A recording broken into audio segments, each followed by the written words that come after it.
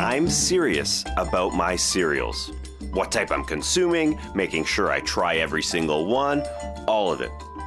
On workout days, I eat cereals with a lot of carbs and grains because it might help me lift my 15-pound dumbbells more easily. On non-workout days, I'm eating cereals which are low carb to keep it lean. I think that's how it works. And I've tried so many grain-free cereals that I've had to throw out. No joke. My immigrant parents would not be happy to hear this, but the ingredients in them create a real hard cereal and they do not soften up. Again, I'm not kidding. I've tried letting them soak for like 20 minutes and still, it was like shoving a spoonful of rocks into my mouth. I had to toss them. My curiosity has led me away from Magic Spoon, but I'm going back because it has what I need and it tastes great. Magic Spoon has 0 grams of sugar, 13 to 14 grams of protein, and only 4 net grams of carbs per serving, which are only 140 calories each. It's keto-friendly, gluten-free, grain-free, soy-free, and low-carb. You can build your own box of tasty flavors. I've tried them all. Custom bundles can be built with cocoa, fruity, frosted, peanut butter, blueberry, cinnamon, cookies and cream, and maple waffle. Cookies and cream and maple waffle were first introduced for a limited time, but they sold out extremely quickly, so they are back permanently in the starting lineup. Go to magicspoon.com/nodunks to grab a custom bundle of cereal and try it today. And be sure to use our promo code NODUNKS at checkout to save $5 off your order. Magic Spoon is so confident in their product, it's backed with a 100% happiness guarantee. If you don't like it for any reason, they'll refund your money, no questions asked. Remember, get your next delicious bowl of guilt-free cereal at magicspoon.com/nodunks and use the code NODUNKS to save $5. Thank you, Magic Spoon, for sponsoring this episode and for saving my teeth. There was some spring cleaning in the Mellis household this weekend. First, Danielle and I lifted up our couch, did some cleaning underneath it. Danielle was stronger than me for sure this weekend. I wasn't feeling it, but we got it done.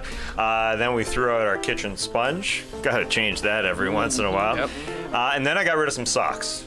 God, that felt good. Oh, yeah. All the cheapies out. What remained? Some NBA socks, some unique ones, and a lot of Stance socks. Woo. For sure. Stance socks are frickin' quality. Quality designs, quality comfort, and I feel like quality when I slip them on the Tootsies. I'm going to be so happy with my decision in the coming weeks. Open up that drawer, pull out some Stance, put them on the feet. Yes! No more of those crap ones. I didn't go this far with my spring cleaning, but Stance has also expanded to the entire wardrobe.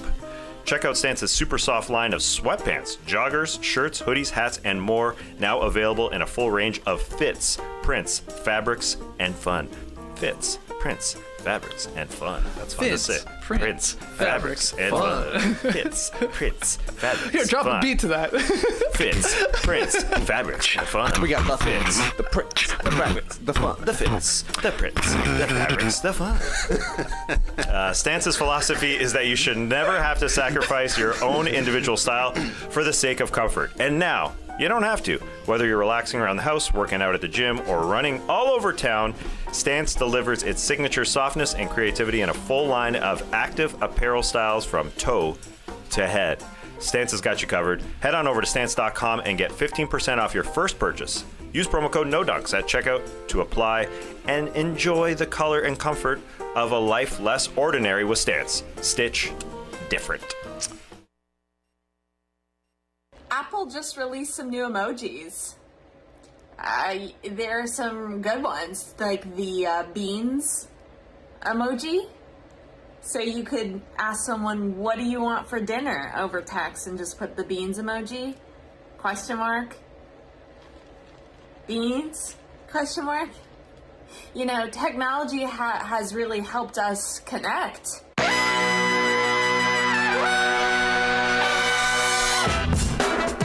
Good morning, sweet world, and welcome to the No Dunks podcast on the Athletic Network. It's Wednesday, March 23rd. I'm J.E. Skeets, here in the Classic Factory. Alongside me, as always, Tass Mellis. Good day, everybody. What's up, Tass? We got our top shot hot boy, Ribbon Dem Lips, Trey Kirby. Hey-o. Hey-yo. The international man of mystery, taking it to the Maxley Ellis. Friends.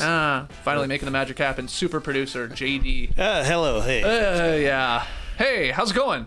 Hopefully, the stream team is joining us live right now. We're not sure. YouTube's acting a fool right now. Half the people in the stream team are saying it's working. The other half are saying it's not. They're tried refreshing. It's still not working. What are we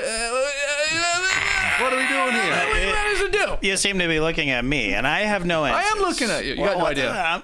I'm looking at an error message. Oh, that's not good. But then we got people who say they can see us, so... It's working. Swish Rivera. Finally, it's working. Okay, as long as it's working for Sam Ding. Sam Ding. We're 2 for 2. Ding. All right. Okay. Great. Ooh, Steel Power, still getting nothing. Okay. At this point, we're just got to power through it. Yeah. Go listen to the podcast if it's not working on YouTube. But please, subscribe, comment, share the show. Email in your NBA questions to nodunks@theathletic.com. We're going to hit the beach later today. Got some good cues. We'll dip our toes in the sand and answer those a little bit later. And make sure you check out yesterday's brand new No Breaks episode. Ferrari is back. Yes, indeed. We had Trae and Graydon breaking down Sunday's race and looking forward to the F1 season here and even trying pumpernickel toast on the stream. So that's right. You guys seemed a little dry to you guys. Yeah, I don't know if I'm going to be a pumpernickel pal going forward. But like I said on the show, if I'm ever at brunch with Graydon and there is a pumpernickel toast available, 100% I'm ordering it for the bit. For the bit. For sure. For Toto Wolff and the bit. Okay. Yeah, for Toto. He always keeps track. And there was some confusion. It was sort of my doing of where that show was living. We thought we'd have the new No Breaks YouTube feed up.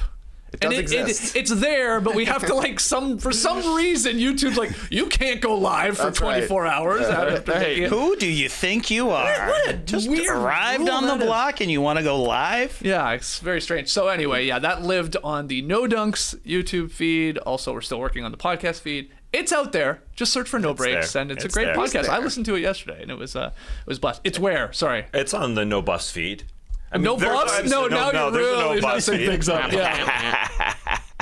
It's on the No Breaks feed. Well, there's a No Breaks feed. So what do you... We uploaded the video post haste. You couldn't watch it live on the No Breaks, but it's there now, and I'm going to drop the link here in the stream teams to get our subscribers up on this thing, man. Where only 50% of people might be listening. Yes. It's a house of cards. We are fucking killing it today. All right, so we're hitting the beach a little bit later, but let's start with the games. Only 4 on last night. Task, get us started, man. Trae Young going into MSG. It's an amazing place to watch a basketball game. He enjoys playing there. Yeah, dropped 45 as the Hawks beat the Knicks 117-111. What do you think? Yeah, Trae Young back for the first time since what happened last year in the postseason.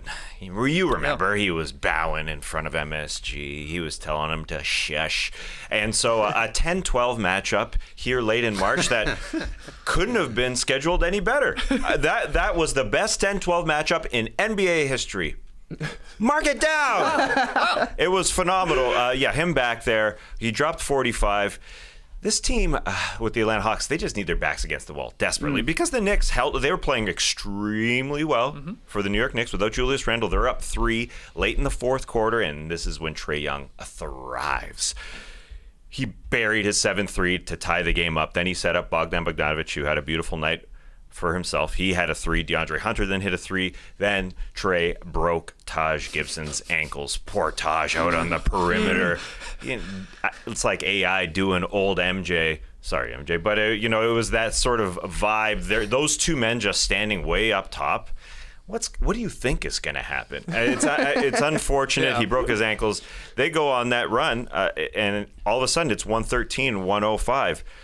Good night, Irene. I mean, that's where the game finished. This Hawks team still can't play defense all that well. They allowed a Knicks team that, isn't a great scoring team to score a ton of points. But I think the Hawks will be good for a couple great play-in games. And they did get the bravado going. Obviously, Trae Young feeling good in MSG. We had Clint Capella, nice finger wag on an Obi Toppin Blanc, feeling pretty good. Bogdan Bogdanovic, who I think is playing his best basketball. Yeah. Remember, last year he was injured in the postseason, so that's good for them going into the playoffs. Their defense, again, still not good, but Bogdan had 32 points, ended the game on a 24-6 run. And Trae Young on the MSG floor that I wasn't excited about their City Edition jerseys, the all-black, but maybe it's because MSG, the spotlight lighting, the black floor, the logos with the black floor, it looked pretty damn good. And Trae Young feeling so good. He put up The L with the hand going up to a courtside fan who was talking junk to him, and I think we have the clip here, JD. Butthead, how you doing tonight? Don't say nothing trash so I can record it. Hey, hold that.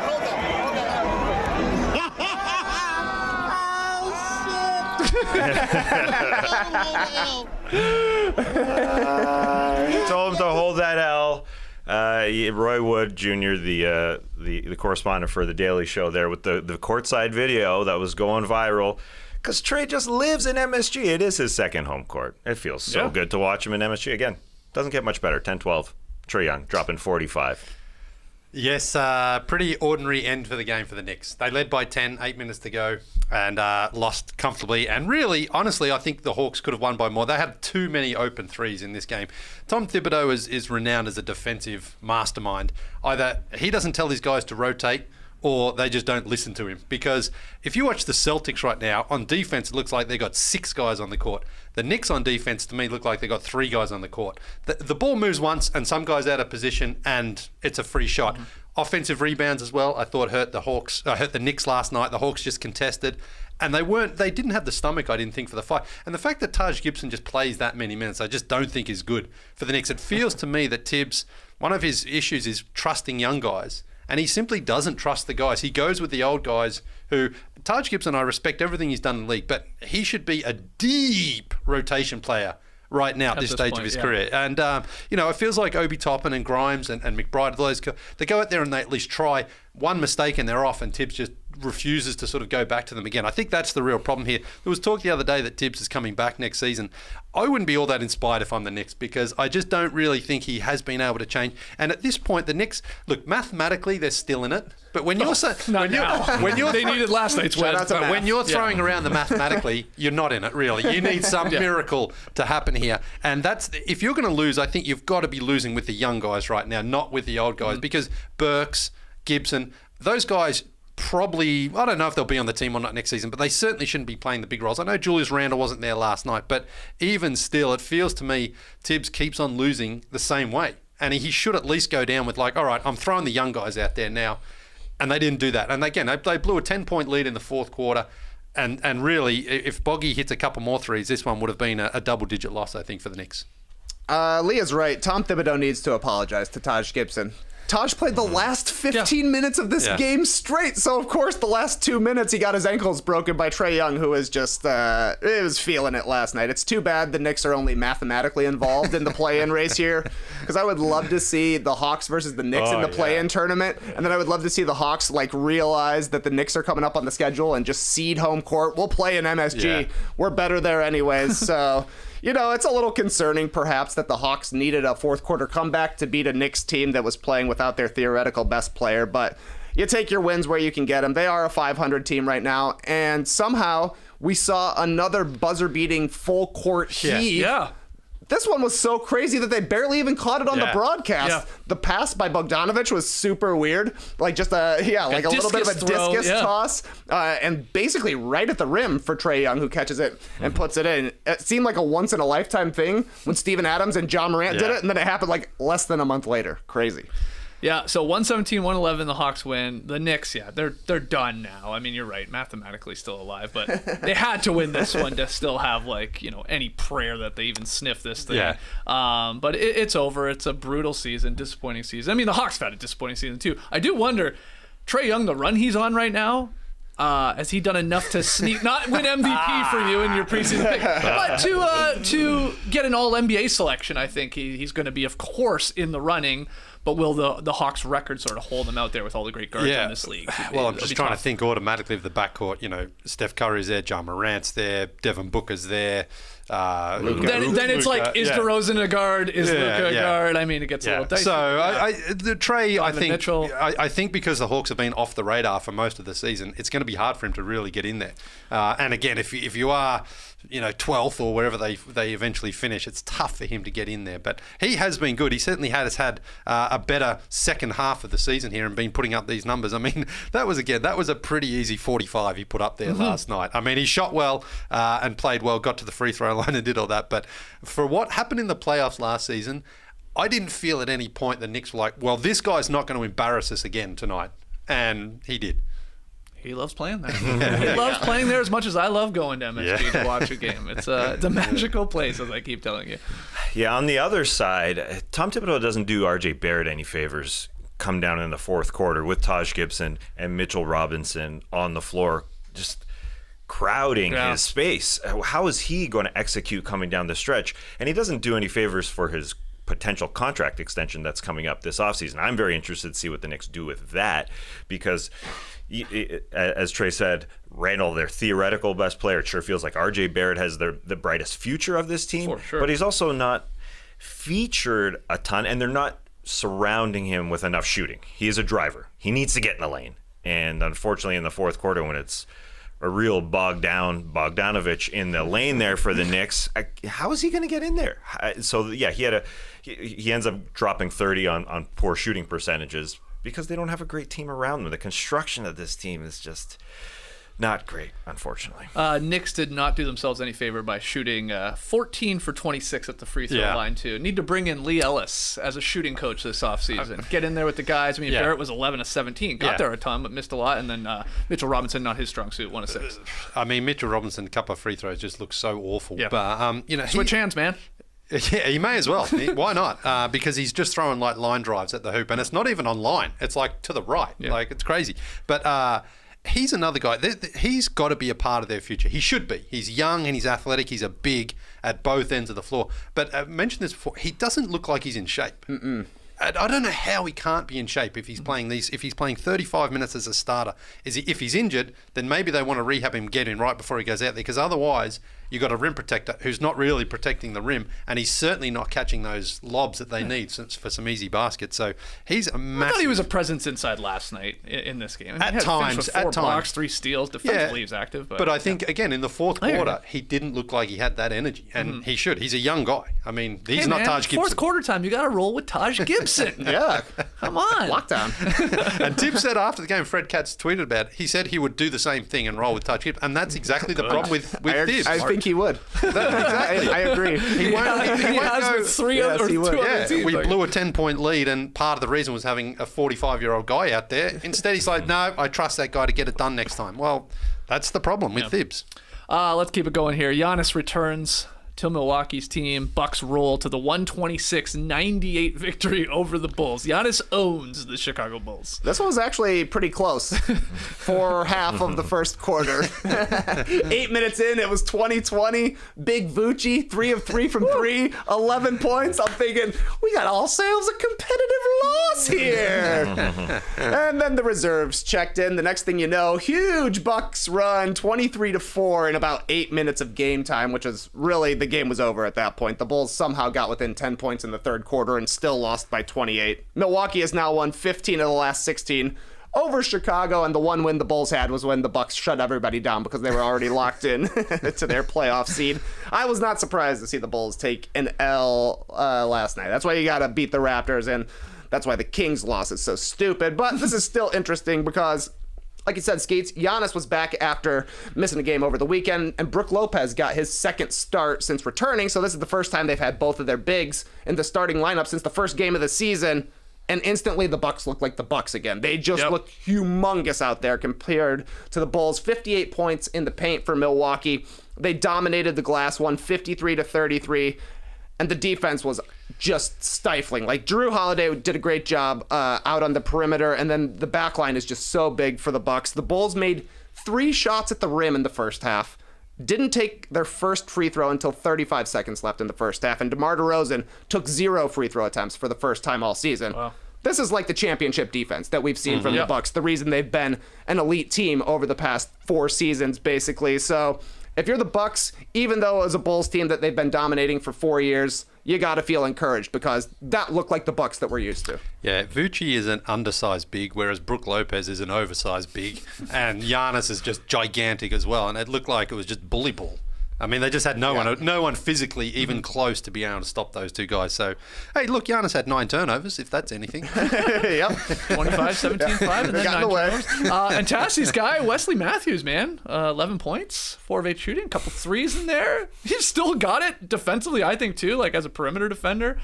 fights around picks and stuff like that. So It's great for him if he comes back and is able to get to an NBA Finals with this team, because he was there pre-championship, missed the championship, had to go join the Lakers for a little run there, and now he's back, and that would be phenomenal for him. He subbed in for Chris Middleton, who was out of this game, so they missed that, obviously. But I think the Bucks have to be congratulated with how they handled the Brook Lopez situation. They waited and waited and waited, and look how spry he looks. I mean, on the perimeter, even when he gets the ball, he's doing some little spinsy-winsies. This is a 7-foot monster. He looks great. So they've quietly gone about their season. They have not, tried to win every single game and tried to go be a 60-win team. They're kind of under the radar. They're going to win between 50 and 55 games, and they're the clear favorite because they've got their team back and healthy and ready to go. They are the favorite, no matter where they finish, if it's 1, 2, or 3 in the Eastern Conference standings. And this game in Milwaukee, though it was a little weird, there was a lot of Bulls fans in attendance, obviously being pretty close, and they were booing Grayson Allen because of what had happened with these two teams. It's just funny to see a guy in his own building there get booed. Yeah, I mean, I assume Bucks fans were also booing him.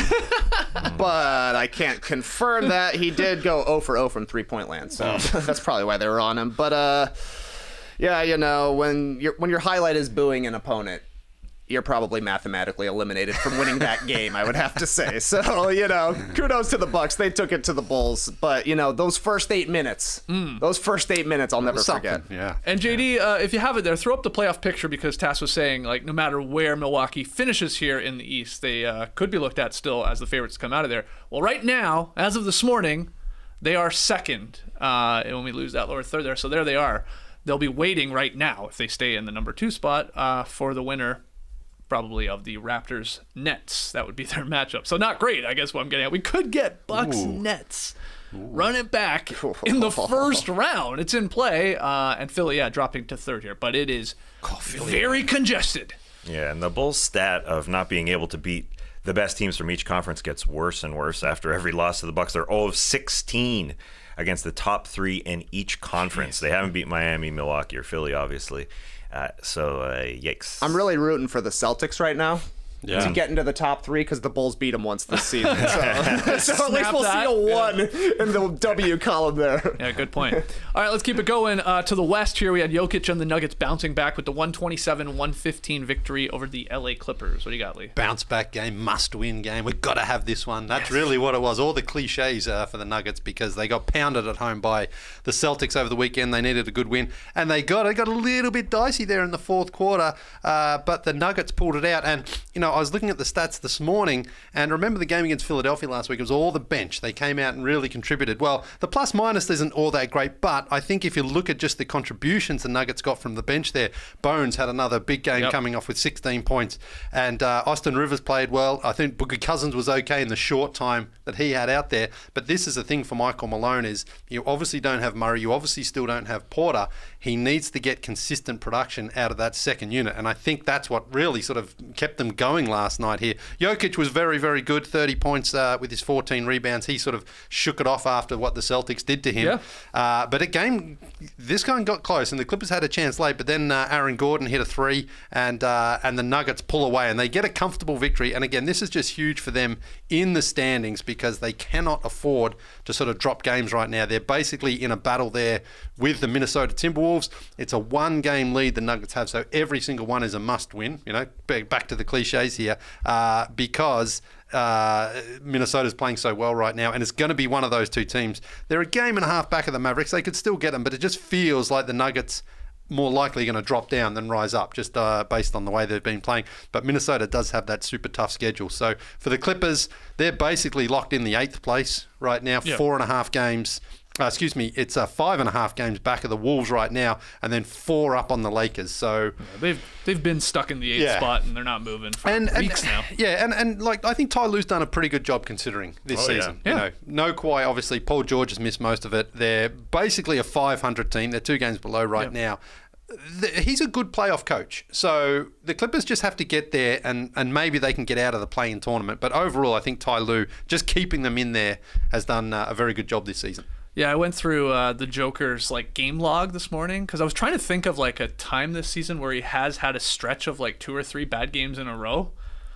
I couldn't find it. Yeah. I mean, he really has, if you look at it, 4 bad games all season. Bad games for him, being the MVP of the league and possibly winning it back-to-back. But December 1st, he had a loss against the Magic. I was usually looking for like a bad game and a loss, of course. He had 18 points. He missed all 5 of his threes, and he had 5 turnovers. He followed that up with 32 and 11, shooting 14 and 19 in a huge win against the Knicks. Okay. Then this is probably his worst stretch. Late December. He's got the holidays on his mind. He's worried about what gifts he's going to be buying, what's he going to be doing for New Year's. So December 22nd, they lost to OKC. He only had 13, 7, and 3 in 25 minutes. Yeah. Wow. Someone must have been missing for He that. followed that one up with 2 big beef games over the holidays, if Trae maybe remembers. Now, he didn't shoot well in either of those games, so this is probably like his worst stretch, but he had 29, 21, and 5 versus the Hornets, and then followed that up with 26 and 22 and 8 versus the Clippers.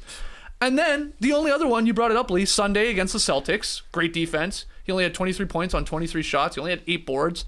Last night, 30, 14, 6, 2 steals, 3 blocks. Yeah. It is pretty incredible. I mean, this is the MVP type of level where it's like you have a bad game every once in a blue moon and you don't string together 2 or 3 of them. You come back with 30s and 15s and generally in wins too. It's amazing.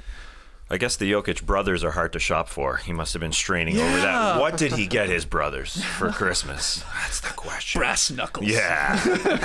Something like that. So yeah. Tattoos on the knucks. Do you guys have anything, Trey, to add here or task to the Nuggets' victory there over the Clips last night? Cool stuff from Bones Highland. I would say 4 threes, and they all came at like important times. The Clippers would be going on a little run, and Bones would knock down a 3 to kind of settle things down for the Nuggets because they needed a win here, coming in having lost 4 of 6 with the Timberwolves playing pretty well.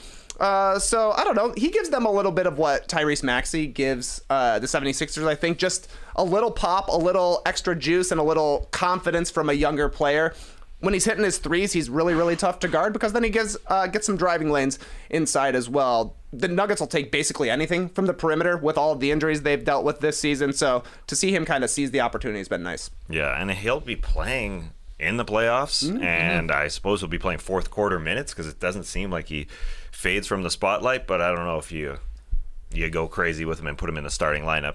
We could get a big Bones playoff moment or game, though, Big right? Bones. You could see that. Yeah, and I think the Clippers are got to be super happy just from their side where they are. You do see the Paul George highlights of him in practice. Is he coming back? Who the heck knows? But for them to be fighting and to be around 500 without their 2 best players essentially for a lot of the season, Ty Lue is a master when it comes to the playoffs. So yeah, looking forward. But he likes to get down in series. You can't get down in play-in tournaments. You just can't. Or else Well, within the game, I over. guess you can. I guess. All right, let's get down 20 at halftime, and then we'll come back. Yeah, I mean, do you like the Clippers' chances to still even get into the playoffs? Like, they're probably going to lose the 7-8. Well, who knows? They're probably going to lose the 7-8 matchup, be it against the Nuggets, be it against the Wolves, whatever. So then they got one more chance at home to beat, could be the Lakers in their own barn, or the 10-seeded Pelicans. I think they've got a good record against the Lakers this season, I believe. But yeah, Minnesota should be able to beat this team. Let's assume it is Minnesota, and then they should be able to take down the Lakers. I mean, they should be able to. But what a disaster I it would wouldn't be. bet on that. Yeah. Well, I don't think it's a disaster, like we said, missing like 2 of their best guys for a good majority of the season. I think Paul George will be back. You think so? Yeah. Well, we'll see. Final game last night. Warriors fall to the Magic, 94-90. And by doing so, the Suns clinched the first seed in the Pacific. So there you go. Get that banner. Yeah, it's important when you're playing Poeltl, remember. You got to know your divisions. We'll get to that later. But Franz Wagner made 3 clutch free throws, Lee, with about 12 seconds to go. And then he dunked it on a nice inbounds play. It was still a 4-point game, and he scored the final points there. He finished with 18 points on 6 of 9 shooting. And Wendell Carter Jr. is on a tear. I know no one cares because it's the Magic, and none of these games matter for them. He's averaging 20, 12, and 3 since the All-Star break. Yeah. And really good numbers like on the season. I think it's like 15 and 10 or something like that, 16 and 10. His usage percentage has gone up after the All-Star break. His true shooting percentage has gone up. He looks cool as hell in those glasses, in those specs. Yeah. And he's putting up numbers. And, this is a great win for Orlando here as they jockey there on Tankathon for who's going to have the best chances when it gets to the lottery. But a bad one for the Warriors. And Draymond Green after the game said, I think we're playing soft. I think we're playing stupid. We're just not playing good basketball. We're getting punked. and we're losing a lot of fourth quarters. No disrespect to the Orlando Magic, but they're one of the worst teams in the league. Facts. Yeah. That's Sorry actually to your grandma, but I'm that's- built different. That's actually a reasonable no disrespect because they are. They haven't been one of the better teams, but they did close this game really well. I thought you mentioned the free throws, and then that inbound to seal it was incredible. Yeah. Really well played. I don't know if that was how it was drawn up, but he got an open dunk to finish it off. Yeah, Klay got schooled on that. Yeah, he did. overplayed it. And the Warriors' offense in that fourth quarter, I mean, 16 points alone. Like they got 7 turnovers, I yeah, think, in the final exactly. frame. Wiggins hit 1-3, but I mean, Wiggins 5 for 19 from the field. Again, I wanted to ask this. I don't want to put you on the spot, but I can't remember who was doing it here. Any shame in having gone to bat for Andrew Wiggins' All-Star starting spot?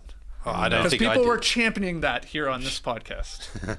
I mean, he's been brutal. Well, you're asking me. I guess you were. You're not asking anybody I else. thought it was you I and got somebody no else. shame, baby. No shame. You should, because that's Why? a bad-looking pick now. It was bad at the time. He was an all-star at the time. I mean, Yeah, he his sucks teammates since. made him an all-star. Yes, I his mean, teammates made him an all-star. He was great when Curry was playing and Draymond was healthy, and he is worse than he was in Minnesota. He is since the so All-Star. bad right now. It's bad. And honestly, the Magic, I think, have a better record than the Warriors since January 1st. There you go. Really? Yeah. Wendell Carter Jr. Put him in the All-Star game. They've only won 20 Retroactively. games. Wow. So, yeah. Maybe since February. Maybe I'm reading this wrong. Okay. Are you going to look back on Andrew Wiggins' lone All-Star appearance in his career? You're calling For it now? sure. Well, unless the Warriors are what the Warriors are next year, he could make it back. But Klay, it was a special situation because Klay hadn't been there all year, so that was a drastic problem. And the Klay would record be was the amazing. third All-Star, so he would not make it if Klay was healthy. Which one will you look, more poorly upon? Mo Williams All-Star appearance? Remember Mo Williams All-Star appearance? Or Andrew Wiggins? Because it's the same scenario. LeBron got Mo Williams an All-Star appearance. But he or didn't Wiggins. start, is the other part. I mean, I know that the fan vote comes into play there. Yeah. Anyways, you got a bump. I'm fine with. He stinks Oh, right now. He is averaging 14 points per game post All-Star break, shooting 38 from the floor, 30 from deep, and 45 from the line. Yeah. And he's Oh, afraid. he went up from the line. Yeah, I know. He went 50% last Hit a night. couple. So, Yeah. you know. And as like the all-star on this team, like you wouldn't know it at all because he's been brutal. He's been brutal, but I mean, I think that's he's been brutal. There's no way around it. He needs Steph and Draymond to be playing perfectly, and he needs to be the fourth guy to succeed here, and he needs to not be scared to shoot free throws, which is a huge problem for the Warriors, and part of the reason that their offenses look so bad. It's like Kuminga is the only guy right now who can get to the rim and score, and the guy's 19 years old, so that's a huge problem. Maybe a bigger problem, though, Klay Thompson is really, really struggling right now. He had that great 38-point game against the Bucks. Since then, he's 37.5% from the field, taking 20 shots a game. He's really trying to find his rhythm out there. He missed basically, 2.5 seasons of basketball, so it feels like he's trying to get 2.5 seasons worth of shots back. And the Warriors are going to roll with Klay, but they're going to have to be a little concerned with his role. Like, they need him to be their third best player. They need him to be able to contribute defensively and to be a secondary scorer and a little bit of a playmaker come playoff time if they're going to make any sort of noise, because this Klay Thompson is not good enough for the Warriors to compete. Yeah, I think just because of the Steph being out and Draymond being out, he hasn't yet had that full experience of being able to be with those three guys. And he's forcing it a little bit, I think, because he just wants to get into that rhythm. He wants to have one of those Klay games where he hits, 8 or 9 threes and just catches the ball and lets it fly. But he doesn't quite have that ability right now. He sort of, the defense is there and he can't really shake them off to get those shots that he likes. So, but that's to be expected as well when you do miss that much time, I think. It's just take some time and they need to run back. And Draymond also said, they need some physicality, but Steph doesn't do that. That's not his job. So they do. And, I mean, honestly, you could make a case that Draymond has lost the last 2 games for the Warriors here. He got kicked out against the Spurs, which they ended up losing on that one. And then he's the guy who helped off Mo Bamba, gave him a wide-open corner 3 to lose the game here. Yeah, it's funny you say that because I was not going to bring it up. I thought I'll lay off Draymond. He said it himself. He said, even I made a dumb play. Helping off the corner shooter, that was dumb. Yeah. And it was. As Bamba splashed it. So, yes, Magic get the win there, and the Warriors continue to lose games here as they looking more and more likely you're getting your wish of the Grizzlies having the number 2 seed. Yeah. That's for damn sure. The Warriors should have the 3 seed, luckily for them. Yeah. But they're a flow team. That's the bad part. They just need to be playing with each other. When will it happen? So that's the unfortunate part. How many games are they going to get together? Because they really haven't played a lot together. So, I want a full-strength Warriors just so we can have a few good series. I don't want injuries. Don't want injuries going to the Western Conference playoffs. All right, let's take our first break. When we come back, some news from Shams at The Athletic that the Blazers want to make a serious run at Jerami Grant, so we can get into that, and we'll hit the beach to answer a few of your questions. Don't go anywhere. This podcast is sponsored by BetterHelp Online Therapy. Relationships take work. A lot of us will drop anything to go help someone we care about. We'll go out of our way to treat other people well, but how often do we give ourselves the same treatment? Y'all know I love a hammock, and I did get some hammock time in yesterday.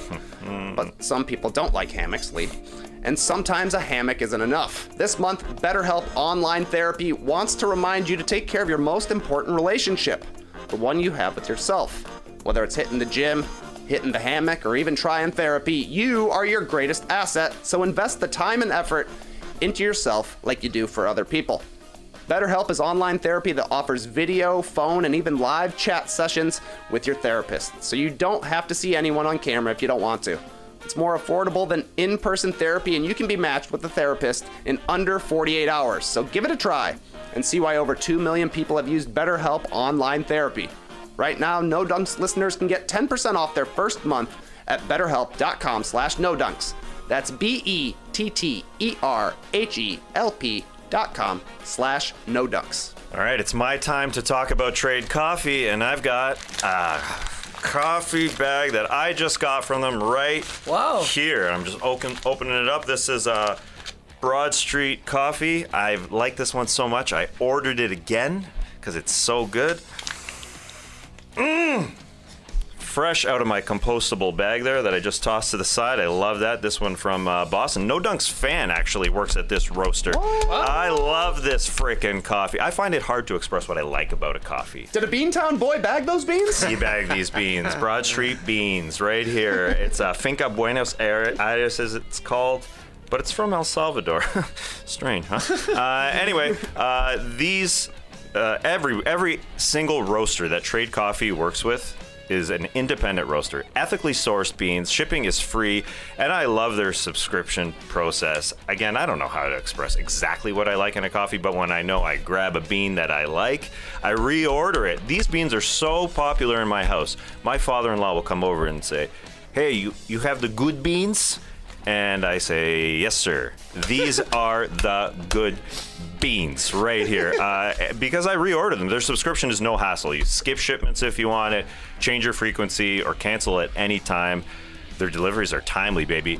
Roasted, delivered, fresh, right away. And for our listeners, right now, Trade Coffee is offering a total of $20 off your first 3 bags when you go to drinktrade.com/nodunks. To get started, take their quiz at drinktrade.com/nodunks and start your journey to your perfect cup. That's drinktrade.com/nodunks for $20 off your first 3 bags. Wedding season is upon us here in the South, and Daddy needs a new suit. So good timing, Indochino.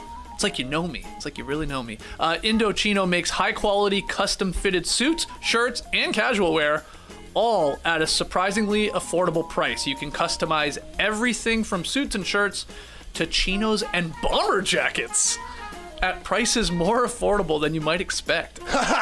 Bomber style. Yeah, nice. A few months ago, I ordered just the classic white dress shirt. You need that in your wardrobe from Indochino. Extremely impressed with the customization of it all. Website super easy to use. Just uploaded my hashtag skinny guy measurements. Boom, we're laughing. Every piece is made to your exact measurements, and you can customize every detail. Choose everything about your suit, including the fabric, lapel, monogram, and statement linings. Create a suit that fits you and your style perfectly. Best part, Indochino's suits start from just $429, and shirts from $79. That's all that cost me for that classic white dress shirt. So this wedding season, dress to impress on every occasion with Indochino. And you can get $50 off any purchase of $3.99 or more by using our promo code NODUNKS at Indochino.com. That's 50 FinDogs off a purchase of $3.99 or more at INDOCHINO.com. Promo code NODUNKS. All right. Welcome back to No Dunks. Steak Lee, keeps could you getting pass me better that and coffee better. when it's done? JD's making a coffee cranking. as it rattles away here as we come back from break. According to Shams at The Athletic, guys, the Blazers are expected to make a serious run at Jerami Grant this offseason with a package highlighted by the Pelicans lottery pick acquired in the CJ McCollum trade last month. The pick is Oh my God. Are this you thing. fucking okay? He No. needs his coffee, man. Well, pass it to him. It is done now. The pick. One coffee coming right up. There we go. Here we go. Good thing I wore my coffee shop shirt today. Thanks, Trae. What a day. I swear when the weather's dark like this and it's rainy, it's like it really throws everybody. Full for a moon, maybe loop. too, right now. I don't know. The pick, if anybody's still listening, is expected to fall in the 5 to 14 range, which would allow the pick to be conveyed to the Blazers. However, if the Pels make the playoffs or find a way to sneak into the top 4 of the lottery, that pick loses significant value because then becomes the Bucks' top 4 protected pick in 2025. So a little weird here. So anyway, what do you think? You want a coffee? I had one actually. I'd like one. Make it. Yeah, I get some. I get seasonal. You know what I mean? You order the seasonal blend? No, well, I do order the seasonal blend, but also when it's rainy out, I get a little groggy. I see what you're Yeah, saying. I'm Yeah, my telling mood you, goes with the it's seasons. So dark in here, or because it's so dark outside. I did make a coffee pre-show. Hasn't helped. Anyway, should they trade for Jerami Grant? Absolutely. This was the idea when they went into the trade deadline. They wanted to build around Damian Lillard, and they retooled to be able to go after free agents. Did they get better at the trade deadline? No. They got worse. They went from a starting lineup of Lillard, McCollum, Powell, Covington, and Nurkic to Lillard, maybe Anthony Simons if he starts next season, Josh Hart, Justice Winslow, and Nurkic if he comes back. Then they traded Nickeil Alexander-Walker, the best guy that they got in a trade package, for an old Joe Ingles, an injured Joe Ingles, and Elijah Hughes, who doesn't play a lot. So their idea is we want to build around Damian Lillard. If we're going to impress Damian Lillard, that ain't it. That lineup I just gave you is not it. Free agency is not going to help them really. They don't have a lot of options in free agency because there's just not a lot of great players. So they have to trade for Jerami Grant, and this is really, I think, the best way of keeping Damian Lillard happy. I don't know of anybody else on the board that's going to keep Damian Lillard happy in terms of free agency. So I think they have to do it via a trade. Again, Lillard's going to become 32. I don't know how that lineup there is going to work. Will Lillard and Simons even work together? So I think there are a lot of question marks, and I think Jerami Grant definitely helps make Damian Lillard think that they've got a shot. But first, they got to make this trade. This report's interesting because this isn't a proposed trade quite yet. I mean, they can't trade right now, so it's not like they have Jerami Grant in their grasps at this point. No, and especially because we don't even know where that Pelicans pick will land, and if it will, where it even is. So It's got to be more though. If you're Lillard, you're not pinning your hopes on Jerami Grant Right. coming to save the team. Yeah. I mean, Jerami Grant's a good player, but I think he's kind of become one of those ones who's like sort of overhyped because he's an okay shooter, okay scorer, okay defender, doesn't really rebound, doesn't really create all that much.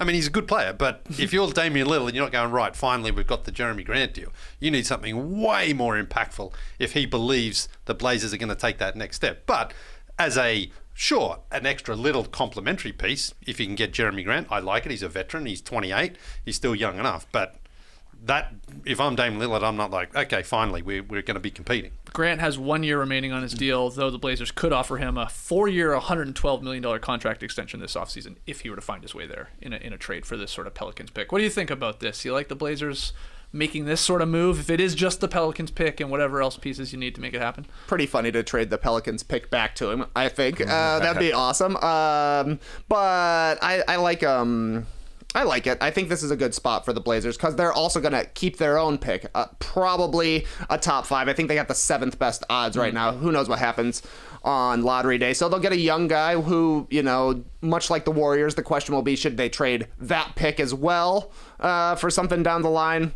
Or even during the summer for a veteran to help Lillard. But they could do it getting a veteran in Jerami Grant and then also getting a young piece for the future. They've needed a guy like Jerami Grant for years at this point. So I think the Blazers did a solid job to kind of recover from a team that seemed like it was going nowhere to at least a little bit of a change here. They'll have a decision to make with regards of what to do with Nurkic, but there's a little bit of relationship between Lillard and Jerami Grant, I guess. They both played on Team USA over the summer. Jerami Grant, born in Portland. His dad played for Portland. I assume they would give him number 44, like Harvey Grant. And you got a nice set of two-way wings then with him and Josh Hart. Like, that's a decent start to they're looking better, I think, going into next season if they have Jerami Grant than they did going into this season. Very stagnant coming into 21-22, at least a little forward momentum. And if you've got Lillard there, if you've got a Grant who has some respect around the league, maybe somebody else is like, okay, I could be the fourth starter there, I could be the fifth starter there and help out.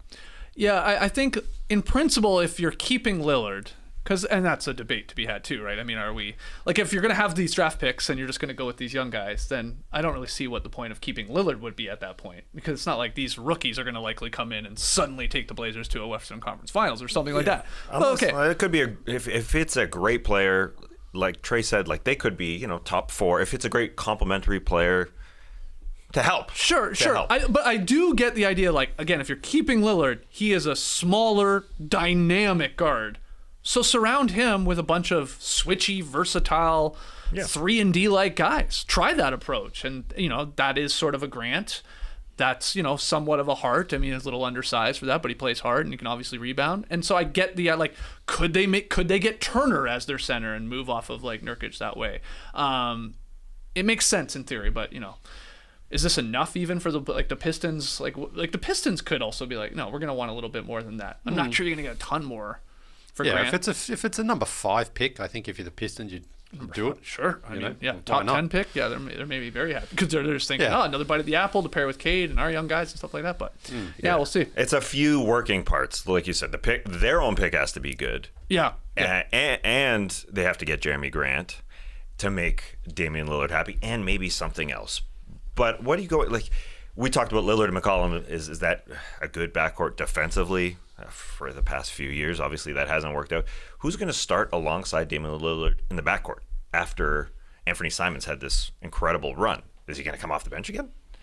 Is he going to play beside Lillard? So then if you start Lillard and Simons, Hart and Grant makes sense beside those two, but I don't know how good it's going to be defensively in the end, and the center spot. So it's a big question going into the offseason. If you're gonna build a good team, there's a lot of working parts still. Speaking of questions, let's hit the beach.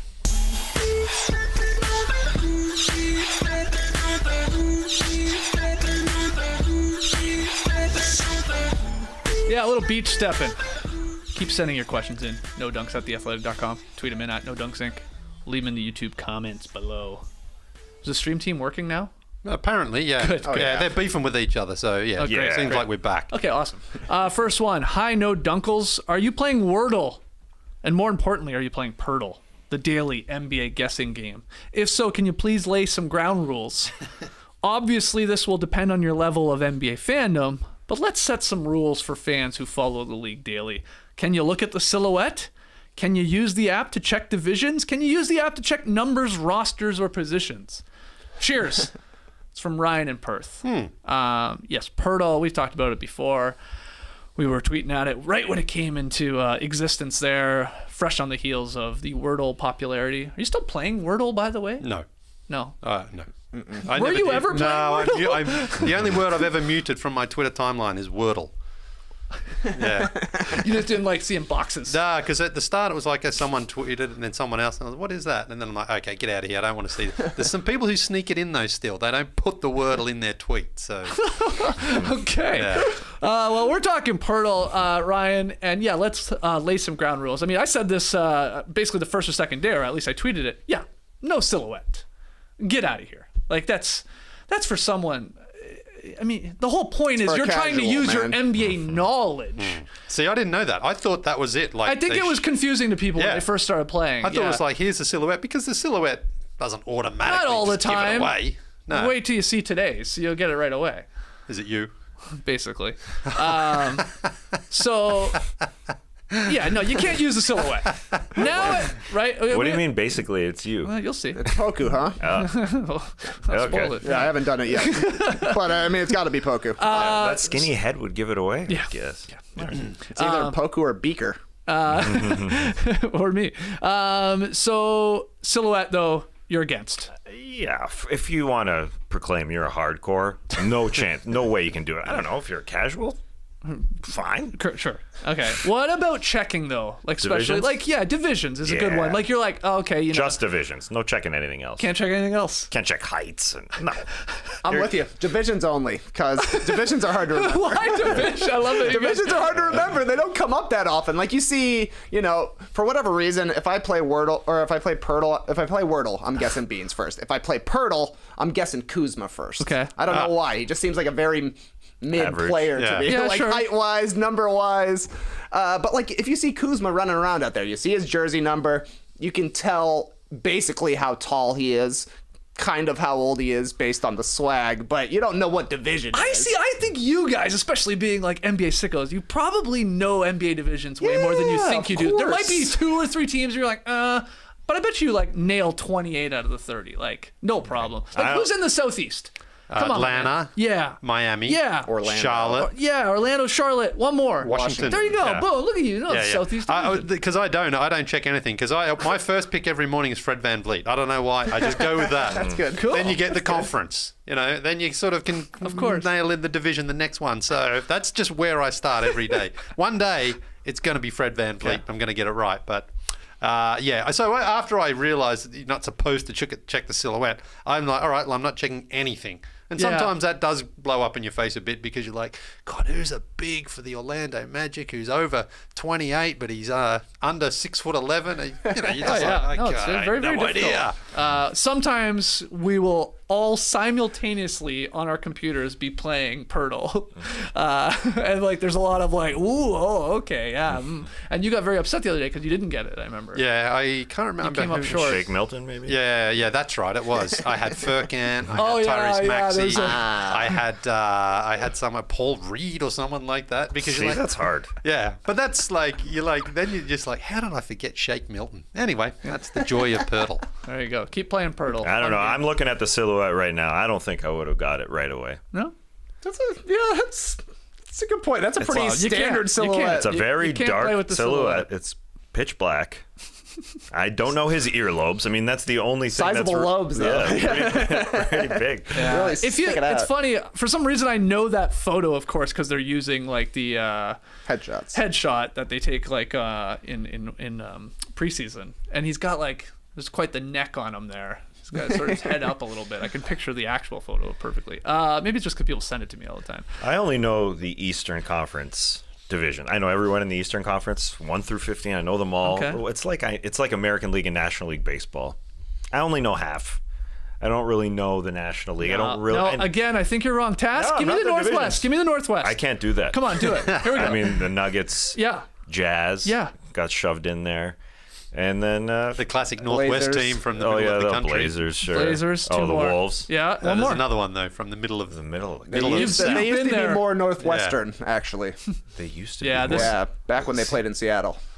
Oh, Oklahoma City. That's That's a tough one. I don't think of them as Northwest. Bam. I don't think of the 5. I do an elimination thing, even in the Eastern Conference. I know my Atlantics. My couple New York teams. It's easy. Then I do the Central, Milwaukee, and all the bad teams, historically bad teams, and then whatever's just left goes to exactly. Leftovers. That's what I do. So All right, Ryan. So no silhouettes. You're allowed to check divisions, even though I bet you know them better than you think you do, and you can't use it for numbers, rosters, positions, because then it's sort of pointless. Oh, there's no point. Yeah. Okay. all right, that was fun. Yeah, that was great. What's up, sickos? I was watching the Nets play last week and couldn't help notice that Andre Drummond is a big-ass man.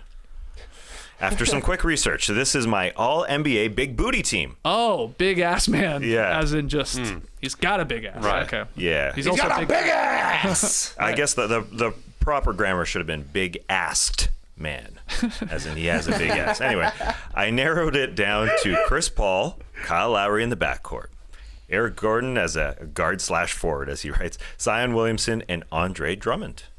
Who would you select for the All-NBA Big Butts team? Love the show and listen daily. Thank you. That's from Pistol Pete. As he signs off, Pistol Pete. Trey, who do you got for your Big Butts team? Well, thanks, Pistol Pete.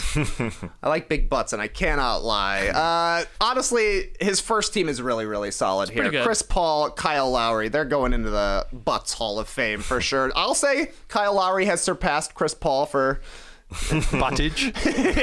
Boost of the league, if you will. Eric Gordon, I don't know, whatever. Zion Williamson, yeah, he's got some trunk, and as does Andre Drummond. So here's a second team for you. Some serious dumpers here. Jaren Jackson Jr., I think, is very bottom heavy. You don't think of it since he's more of a stretch big, but he really shows it when he's down in the post. Patrick Williams just returned for the Bulls. He's got a bit of a Kevin Duckworth build. Narrow shoulders, big hips. Same as me, Patrick. But yeah, he's got a dumper as well. George Niang, they call him the minivan. That guy looks like he's been sitting in a captain's chair for quite some time. I'm glad you mentioned Elijah Hughes for some reason, because I was actually thinking Trent Forrest was the big booty backup guard from the Utah Jazz, but it's actually Elijah Hughes. And then my favorite addition to this has got to be Grant Williams, a.k.a. Buttman. Yeah. Oh, yeah. Buttman. Yeah, that guy's got a big ass. Yeah. Anything to add? Grant Williams was my one pick there because he's got a nice beef. I guess Brad Wanamaker's got some beef there, and Derek Fisher's got to be coaching this team. He had a high big butt. Yeah, you know. cakes. So, yeah. You said Patrick Williams, wide hips. Is that who Gabrielle Union called or said had childbearing hips last night? She said somebody. I'm sure it wasn't Patrick Williams. It was somewhere on the TNT broadcast. She said someone had childbearing hips. But yes, Eric Gordon, I mean, all good picks. I think he should be kicked off for Grant Williams. Grant Williams got to start on this team. He's got to be a starter. Yeah, the greatest rump of all time, greatest Raptor of all time, Kyle Lowry seems to be the poster boy. Hey, you said Patrick Williams. I thought Tristan Thompson would be the bull. Yeah, that's a good one too. Yep, that's a really good one. Best starting or best big man. He's got a big boost for sure. Was it Bobby Portis? He could be on this list as well, and he would have at least been on the TNT game. That's a good call. That's a good call. Speaking of Zion, JD, I think you have the clip. Lee, I'd love to get your take on him throwing down a sick dunk here as he rehabs his foot. Going between the legs off the glass. I mean, it's looking holy good. Shit. Like, you know, honestly, like he's been out the entire season and he's had foot injuries. Yeah. He looks like he's recovered. You know, I mean, I thought you were saying, holy shit, look at the ass on that. Well, he's a big rump fella, but I mean, the athleticism for him to be able to have that spring, because honestly, I was more concerned that he wouldn't have that same sort of explosiveness, but to be able to throw that up there, catch it under the legs and dunk it clean like that. I mean, if you're a Pelicans fan, okay, he's done for this season, but man, if he's ready to go next season, he should be worth the wait, because wait as in W-A-I-T. But good on him. Looking great out there. Okay. I mean, it's been a disastrous season for the Pelicans, but some light at the end of the tunnel there. Anything to add to that clip going around? And it's apparently new too. It's I guess he's by way of the shoes he's wearing in it and stuff like that. Yeah. I'm trusting people on the internet. They would never fake that kind of thing. Yeah, and he did just post it. Yeah, that was his post. He can still dunk, which is good. But I mean, we need to see him play like 75 games in a season. But at least it's encouraging that Zion is in a gym and jumping. Yeah. And also the Pelicans gym. Right? Like, it was actually the Pelicans gym. He's not just rehabbing on his own, so that's cool. He's also, bold enough to do a dunk clip with his shirt off. What was that thing they had around him? Just like a telemetry sort of device around his chest or something like that? Nice. Oh, speaking of dunks, you see what John Morant said? Yes. They get 1 billion likes on that one post. He'll go in the dunk contest. 1 billion! Should be able to get it. I mean, how many? Well, maybe not. Yeah. But come on, Ja. Don't do us like What's that, the most liked thing ever on Twitter? Not nowhere close to it. Doubt it's 1 billion. It's at like 134,000 now. So I think it's one of the Wordles somebody shared. God. Got it like in their second guess. Got a lot of engagement. Lee didn't like it. He didn't see it. No, I didn't see it. I wouldn't have seen it. What about Ellen? Is it Ellen? She used to, but that was like so long ago now. Chadwick Boseman's passing is that's so not far, good. yeah. Wow, that's the most? Yeah. Oh, okay. Yeah. All right, well, we need 1 billion likes to get John Morant in the dunk contest. Everybody get to work. Final one here. Hi, gang. Today, I found out that Russell Westbrook's three-point shooting percentage since the All-Star break was 9%. Now, this was prior to the Wolves game. I'm sure it's changed since It then. has. It's up to 25%. Oh, okay. Well, it was 9%. That is worse than one might have guessed it was. What are some other instances in your life where you expected something to be bad, but the reality is worse than you even imagined? Thanks for all the classics. Cheers. That's from Kaushik. Nice. Melbourne. Yeah. Nice. You know him. I do. Yeah, I've met him. It's fantastic. Yeah, you did great. meet him. Yes. How do you say Melbourne again? Melbourne. Yeah, you don't. You don't put the R in there. Yeah, that's right. It's That's Melbourne. right. I just heard it on another podcast the other day, and they were saying it even crazier. But I think they were also leaning into a joke. So, cool story. Okay. It's been a great show. Yeah, the question. There was a question there. To you. Something worse than I imagined. Yeah. Well, unfortunately, I watched No Breaks like a day late because I joined a baseball fantasy league, and then I heard Trae on No Breaks talking about regretting that he joined an F1 fantasy league. He said he got talked into it. It was a perfect moment. You're watching qualifying right before the first race. Everybody's pumped. Yeah. Let's do this. It's easy. You can do it on your phone. All right. Yeah. I'm in. I'll forget about it by next week, but I'm in right now. Yeah, same thing for me. Baseball buzz. The buzz was back. I joined a keeper league. The draft was just before the Trae's No Breaks, the day before, and I regret it. 100%. I regret it. It's worse than I imagined because I knew I didn't know baseball going in, and I started to imagine myself drafting a 10th, 11th, 12th guy with no knowledge about the league. I mean, that drafting the 3rd, 4th, 5th guy was hard. So I regret it. I want to renounce my. He wants out of the league. I I want want to out. buy my team off me. Yeah, it's keeper league, so it's serious too. I'm out. I'm out. I really want somebody to take my team. Oh yeah, Please. you're gonna have to sell your team if Please it's a take keeper it, league. Yeah. Take it. I'll give you anything. Wow. You pay somebody to Yes. take the team. Wow. That's smart. Is this for money? A league for money? Like a little bit? Yeah. Wow. Who you got? Yeah. Who's on the squad? I don't even know these guys. A Story. There's a Trevor nice. Story. That guy just moved, didn't he? He's on the Red Sox. Here we go. Trevor Yeah, Story. Yankees thought they were getting him. I got a story. You got a story. I got Justin Morneau, Ivan Rodriguez. Justin Mono. Canadian, right? Yeah. Minnesota. Is he Ryan still- Sandberg. He's still in Minnesota. No.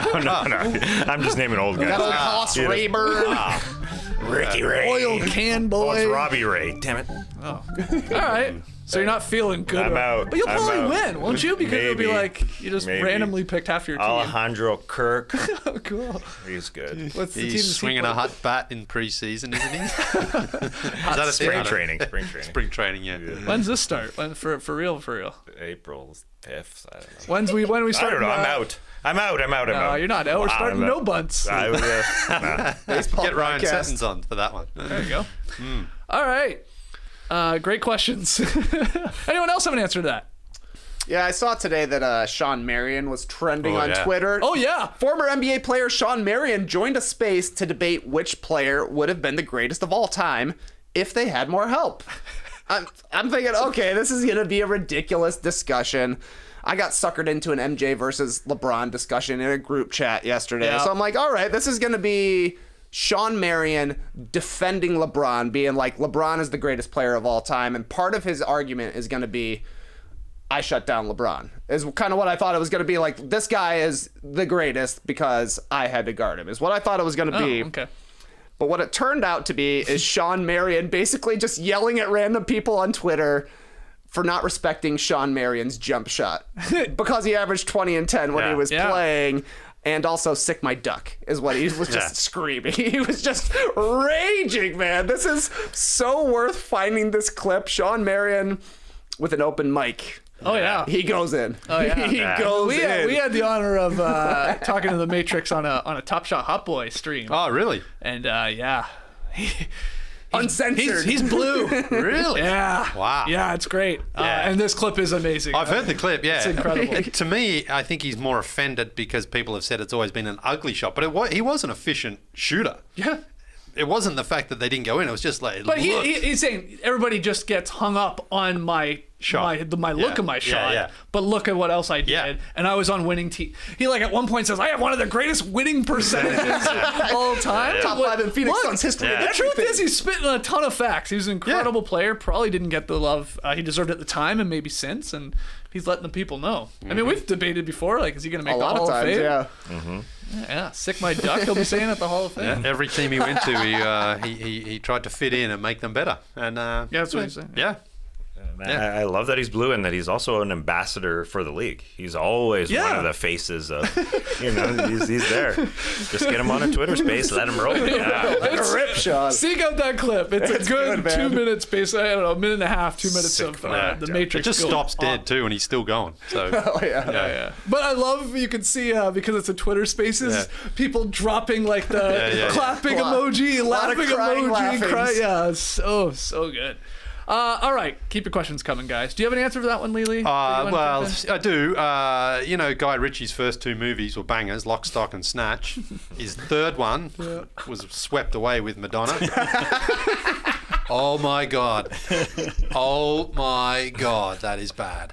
And before I had seen it, I remember people saying, no, it's bad. It got panned by the critics. But I'm like, Guy Ritchie's batting 1,000 right now. It can't be that bad. Right. It cannot be that. Madonna as well. You are not wrong, man. You are not That's wrong. a good answer. Madonna is not a brilliant actress, but she's a big name. She has Presence. acted. Yeah, Guy Ritchie's just like everything he touches turns to gold. Oh, God, it was awful.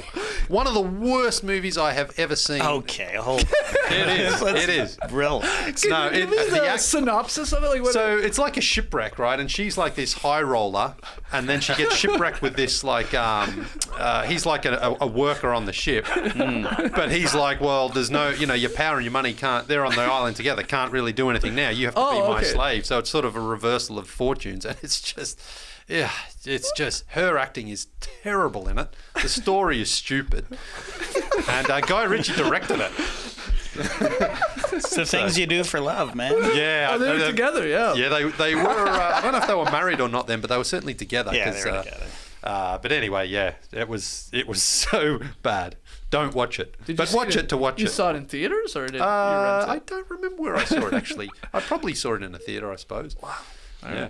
5% currently on Rotten Tomatoes. Holy crap, this might be the worst movie of all time. Critics' consensus, muddled and lacking the political context of the original, Swept Away offers further proof that Madonna can't act. Wow. It's a remake? Yeah, I didn't know that. Yeah. Wow. All right. Film session. It'll be a fun one. Yeah. My answer for this was media related as well. Winning Time? Ugh, awful. You're out. I'm out. Well, I'm in because Jackson wants to watch it, and he's like, you want to watch Winning Time? I'm like, okay. But it's so bad, man. It hasn't gotten better, it's actually bad, and I can't understand what people love about it. The mixing of the medias, like the fucking different, the crappy video that they cut to, it's completely unnecessary. And it just makes it bad. It's distracting, and it's boring. It's a boring show about one of the most exciting times in basketball. I can't stress how much I hate it. And I was not. I was expecting to be disappointed after seeing Don't Look Up. I mean, Anyways, whatever. I wish I could disagree with you, JD, but I haven't even suck out episode 3 yet at this point. It's like, it definitely fell behind Gilded Age on the list of things to watch. It's like I'm not in a hurry. Maybe I'll dip in at the end of the season. I think that's what I'm gonna do too. I haven't watched it since the first episode. Which I watched sort of 2, but 3 I was like, well, I guess I missed Winning Time. I said to Laura, I was like, I also want to watch Winning Time. She's like, what? no idea. Even though we had watched the 2 previous episodes, not leaving an impression. Except for everybody is very mad that this isn't 100% historically accurate. That part's weird. Yeah, they're like, come on, man, you're doing Jerry West wrong. You think Jerry West cares? I think so. So he's upset about it? I hope not, because they say he's never mad. He's not that mad. Don't make him that mad. For him, yeah. And Pat Riley came in, and that's the most interested I am. That's the most interesting character to me. Yeah. But it's just like, especially when you know what's going to happen, right? Like it's just so tedious to watch it just plod along, and it's like, can we get to some basketball? This is me talking. Wow. Can we like see some basketball and talk about like how they're? Anyways, whatever. It's the making of a dynasty, but oh my god, it's the most frustrating thing to watch on TV right now. All right, well, let's hear if the stream team, everybody listening to the podcast later, agrees with JD. Are you watching Winning Time? Are you enjoying it? Or you agree that's a bit of a slog to get through? Like, I'm surprised you're not watching it. Yeah, so am I. This is right in your But wheelhouse. because I planned on watching it, but hearing the reviews, I'm like, I might not now because could be a real swept away. yeah, yeah. Ironically, they two was kind of linked, aren't they? You know, in that sense, you know, swept can be used in the Lakers and stuff like that. Hey, just quickly, by the way, the top 8 tweets of all time, most of them are sort of politically related. Yeah. Number 9 tweet of all time, most liked tweet, Macaulay Culkin from a couple of years ago. Hey, you guys want to feel old? I'm 40. You're welcome. Great tweet, Macaulay. Is that tweet of the night? Sure. All right, no. JD, Great, we gotta take a break. That was a good Macaulay back right there. Let's take our final break and then finally wrap up this shit show. Don't go anywhere. Guys, figuring out what's for dinner is way too stressful. Here's how it goes around here. Hey, what do you want for dinner? I don't know. What do you want for dinner? I'll eat anything. Classic. Oh, that's the worst one to hear for sure. Thank goodness for Green Chef. What? You thought I was going to say HelloFresh, didn't you? Green Chef, the sexy new meal kit in town. Just kidding.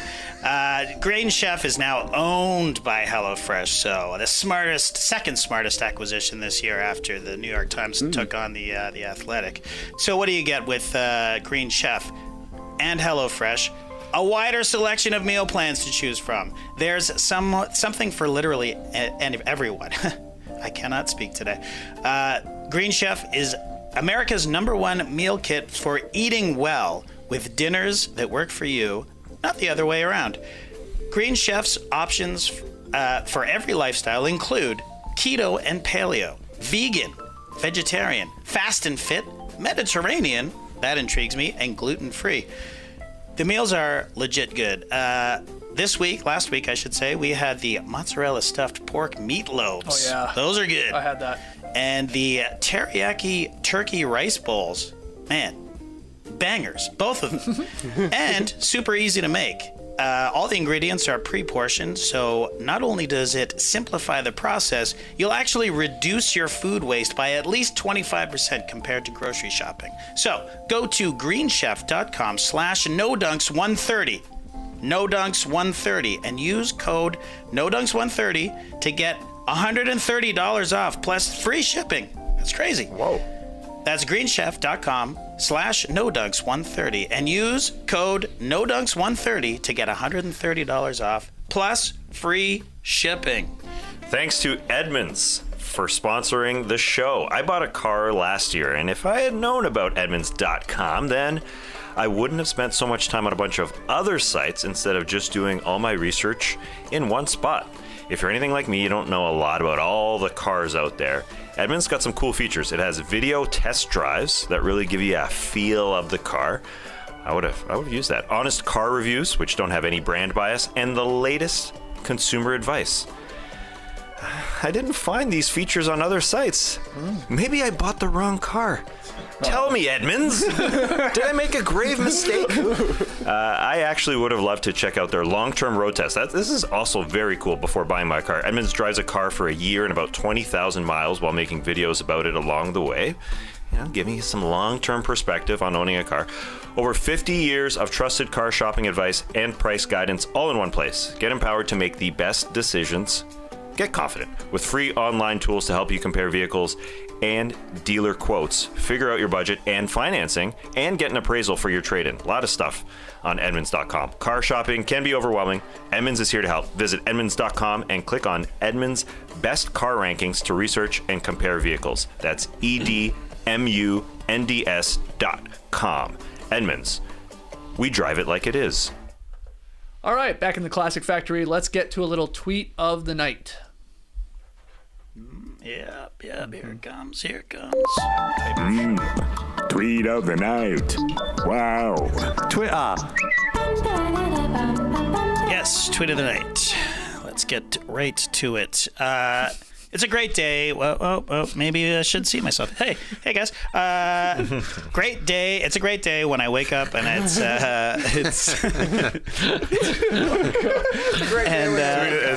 has been a terrible day, but it is nice when I wake up and I have tweet of the night and Skeets has slid into my DMs and he just put it right in my lap.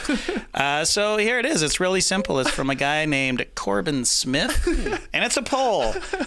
Can Batman dunk? I mean, that's a great question. It's a pretty fun debate in the comment section of the tweet. Yeah. I mean, my instinct says no because he can barely move. Like he's he's got no range of motion. Right. And I'm just trying to remember if I've ever seen him jump. You mean like not off a building? I've seen him. Yes. Without his what do you call that thing? A bat hook? Yeah. Right. Yeah. So we're talking no gear. Yeah. Right. Just. I mean, he's tall. They say Batman's 6'2", right? He's 6'2". It's not bad. But if he's in his Batman stuff, like heavy. Can Bruce Wayne dunk? I guess that's a question. But could LeBron dunk if he was wearing the Batman costume? I mean, I don't know. Yeah. With the cape and everything? I mean, Dwight did it with a cape and... please. That was the smallest cape Victor ever. Oladipo, was it? Dunked in the Black Panther mask? Or maybe he missed that dunk. I don't remember. Was that Well, you make a good point. Cole Anthony. How tall is Cole Anthony? He's like 6'2", 6'3", right? He had the big boots on. He just dunked in boots. Yeah? Batman wore Air Jordan 6s in the first Batman movie, so he's got an advantage there. But yeah, I think one of the problems would be not being able to bend his neck, like to look up at the hoop would be a problem. Flexibility, certainly a concern. But I did vote yes for Batman can dunk on this poll. I'd be disappointed if he couldn't dunk, because I think that would sort of be like not that impressive. If he's like, he can beat the shit out of like 10 guys at once, but he can't just dunk it. I put no, because I just don't think he plays basketball. I don't think he's got any touch. I think he's botching layups, so he's not even coming close to dunking, in my opinion. It's a good point because I did Google Batman playing basketball, and there's this picture that I put on the background, and there's one time in the comics where he attended a basketball game, the Gotham Knights. He went there on a date. Who was very disappointed that with the seats. I think she was disappointed with the seats. Like there were nosebleeds apparently, but what? Yeah, I know. Bruce Wayne's a billionaire. I know. Was he? But he was Bruce Wayne at the game. Well, Batman didn't take a woman on a date. Okay, well, I don't know. But so yeah, I don't think he can. Yeah. I mean, he's got no touch. Can he jump? I don't think he needs touch. I think he's just got to be smart enough to be able to run and jump off 1 foot. Yeah. And that's it. He's not going to be one of those dummies during a break in an NBA game that dribble when they have to go lay it up. They just hold the ball and then go lay it. Okay, like he's smart enough to run. From a standing position, he can't dunk, but a couple good steps. Well, can he jump? Can he jump? That's the question. That's the only real question. I mean, he should be able to. Yeah, he's a trained ninja, isn't he? Like, well, then he'll probably do a backflip dunk. You gotta be able to get up. I mean, it is 10 feet, and it's a full ball. He's got to get up to 10.5 feet. Can he get that high? It'd be hilarious if he turned up to an All-Star weekend. They said, "Look, Batman's going to dunk," and he went up and sort of Klay Thompson'd it. Like he sort of jammed it on the rim and fell on his back. See, that's what I think. I think he can dunk a tennis ball. And I think he'd struggle with a ball. I used to be able to dunk a tennis ball, so I guess I'm Batman. I mean, Jason Concepcion chimed in. Oh, okay. And he is an authority on all of this stuff. Yeah. He said no, but as with fighting Superman, which he did and beat Superman, given enough time to plan, yes. Okay, interesting. So if you just handed it to him, go dunk this, Batman, he's probably going to struggle, but Jason says, you give him time. He's going to take it serious. He's going to be Trey Kirby training for the no dunks or the starters dunk contest, where you practice and you figure it out. But yeah, I think I'm a yes. I just pulled I never actually clicked the results of the poll. I think it was yes, wasn't it? Yeah, it's yes. It went yes by 64.2%. So I guess the people have spoken. Yeah, Corbin A. Smith, great tweet, just like their brother, really stirring the pot. Stephen A. Smith. I just like to now picture, like based off of Jason's tweet, Concepcion's tweet, like Batman in jump soles, like he's Kramer in Seinfeld, like just like really putting in work. Yeah. But then people say, well, you can't use those, though. You've got to jump off your own shoes, normal shoes. I don't think he's training in the Training jump jump soles. soles. Don't you remember the jump soles? Yeah, I Kramer? remember them. Yeah, but you weren't dunking in those. That was just to get your. I'm just saying if Batman goes out in those, yeah, he can't dunk in those. They've got to be like... No. That'd be ridiculous. Yeah. But people would also say, take the cape off, too. I think the cape's giving you some extra boost. You know, JD thinks it's weighing him down. It would definitely. Big cape. But isn't he supposed to be? He can glide, so maybe. Yeah, but that's if he like jumps off a building and then it has time to inflate and then he basically falls. It's like a parachute. It's not. Okay, so you are yes, JD, that Batman can dunk. I'm with Jason Concepcion. Okay, I given think yes. time, Given he'll time, dunk. yes, I think he could figure it out. Yes. Okay, Trae, you're. I'm yes. Okay, Lee. Yes. You are. I'm a no because if it was, no. All right. yeah, well, he would train. He would train because if this was a scene in a comic or a movie, he would get hatched or he would get hitched off the bat, and then he would train and be able to dunk it. Okay. Yeah. Okay, you're writing the whole comic book right now. I mean, this is the first scene. Kapow. This is the first scene. Yeah. All right, let's hear from everybody out there.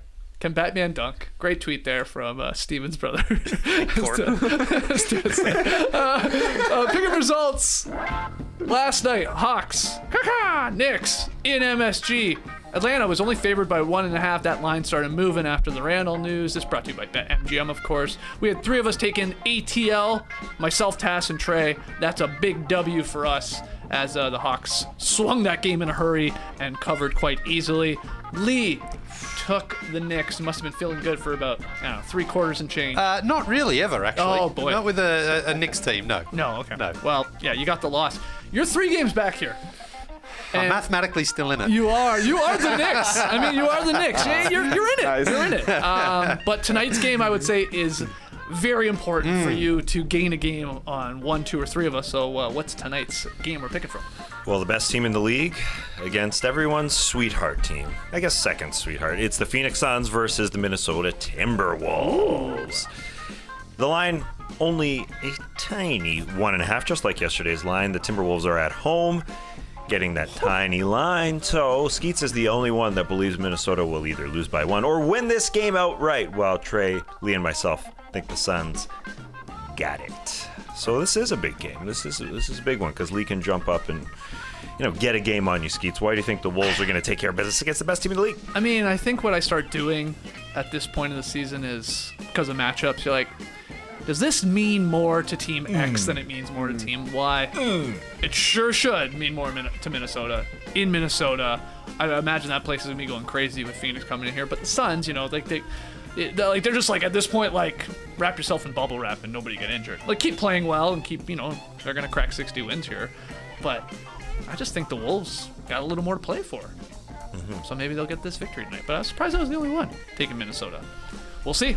I got that 1 point there sort of to play with. Maybe we get like a Booker game winner or something like that, and I still cover the point. You never know, Tess.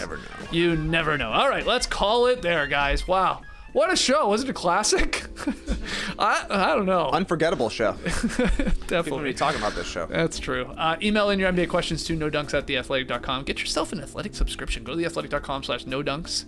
$1 a month for up to 6 months for new subscribers. Take advantage of that. Get your No Dunks merch over at nodunks.com. We got a new t-shirt coming very, very soon that I think you guys are really going to enjoy. We've been sharing it on our social media channels, which you should follow. Twitter, Instagram, Facebook, TikTok, @NoDunksInc. Till tomorrow, we'll be back here in the Classic Factory at 10 a.m. Eastern to talk hoops. A lot of games on tonight, so we'll see you then. Clipper Bros. You heard it here first. Have a great time. Turn up. Love you guys. Awesome. Thanks for joining us, and remember, back to the Batman. Back to the Batman real quick. Amelia Earhart in the stream team writes, Desmond Bain can dunk. Embrace the day, people.